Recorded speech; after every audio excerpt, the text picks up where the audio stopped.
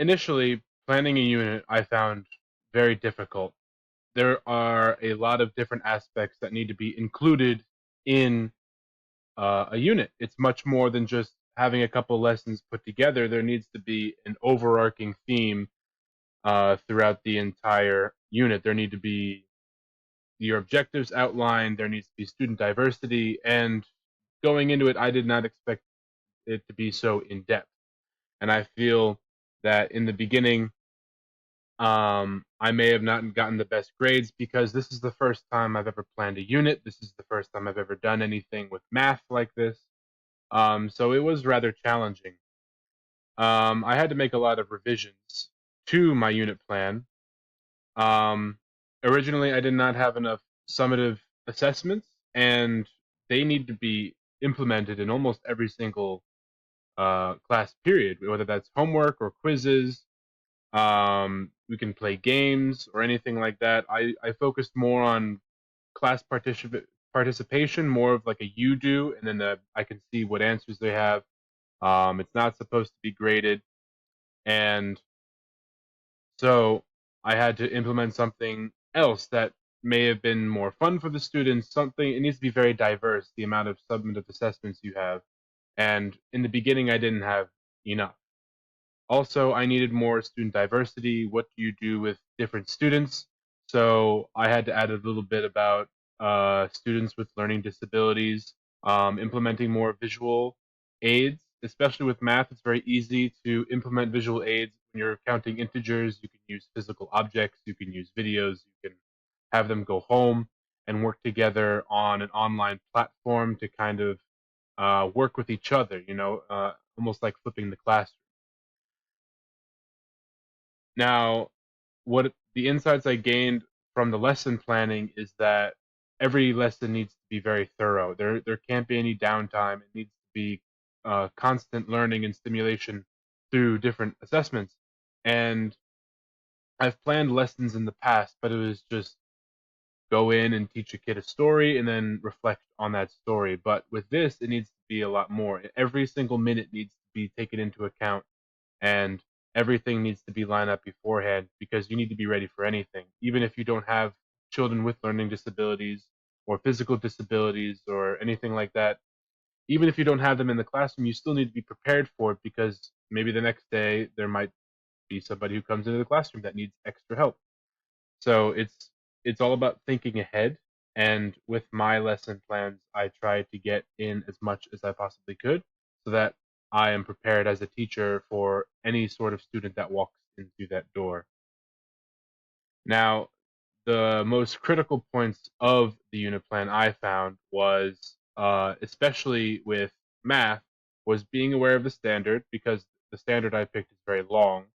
It outlines basically what I have to do in a very clear and precise manner, but there's a lot of moving parts to, for that standard. So everything in my unit plan that had to be based off of the standard because there's 4 or 5 different areas that I need to finish in this unit. So that means every lesson has to be something new. Every lesson has to be exciting for the kids as well, because I know math can, not a lot of students like to do math, so I have to figure out ways to meet this standard and create a unit that is fun and exciting and engaging for them on multiple different platforms. So we worked a bit on 21st century skills. How do we incorporate that into the classroom? And when we're using technology every day, we should be using it for school every day. So like I said before, using online platforms. Everybody has a computer or phones, or if they don't, they can use them at school or at a library or something like that. Um, so it's really critical to promote these skills because, like math, 21st century skills are used inside the classroom and they're used outside of the classroom. They're going to be using those for the rest of their life. So it's important as a teacher to promote these skills and to better them with using these technologies and then doing it in a constructive way. They're learning their math and they're also learning how to use different programs and apps and software. So I found that to be really critical to my unit, especially and also the multicultural perspectives. I found it critical because I didn't have any ideas, And I know it's a huge part of um, learning is that, especially in America, is that you're going to have a classroom filled with children with families from around the world, and everybody needs to be sensitive to one another. Um, and I'm living here in Korea, and there isn't that. There is no incorporating multicultural perspectives because there's only one culture. So this was actually became a really big challenge for me as well, and I found that it is very important because I don't experience it, but I remember experiencing it when I was very young, having International Day and all that, but that doesn't exist here. So I had to go back to what I had heard and what I had learned all those years ago and incorporate that into my lesson.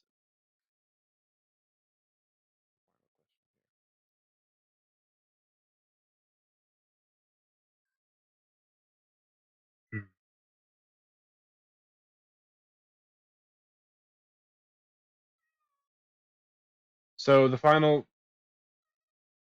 So the final uh, note I'm going to talk about is assessment. And with math, assessment is huge because to, everything is built off of one another. Math is very scaffolding, so you need to start with the four operations, and everything is built off those four operations and how you use them to find an answer, how to solve a question. So in my standard, I have to teach them rounding. I have to teach them how to read a word problem and get the information out of it. I have to teach them mental computation. I have to teach them how to turn these word problems into a math equation, an algebraic equation using the four um, operations. So it is really important to assess them on each of these stages because in this unit, I have to teach all of these different aspects. So at the end of each lesson, I need to have an assessment to make sure that they're understanding. And if they're not understanding, I know I have to go slower. We have to go back a little bit. And even if one student is struggling, that is, it's unacceptable. We have to go back and we have to work together, whether that's extra class time, um, or pairing them up with a stronger student. I need to know the exact level that every student is at all times because if I go too fast, then it's just going to be building up more and more and more confusion and misunderstanding. So it's really important to stay on top of the assessments to know where the students are at and what to do next.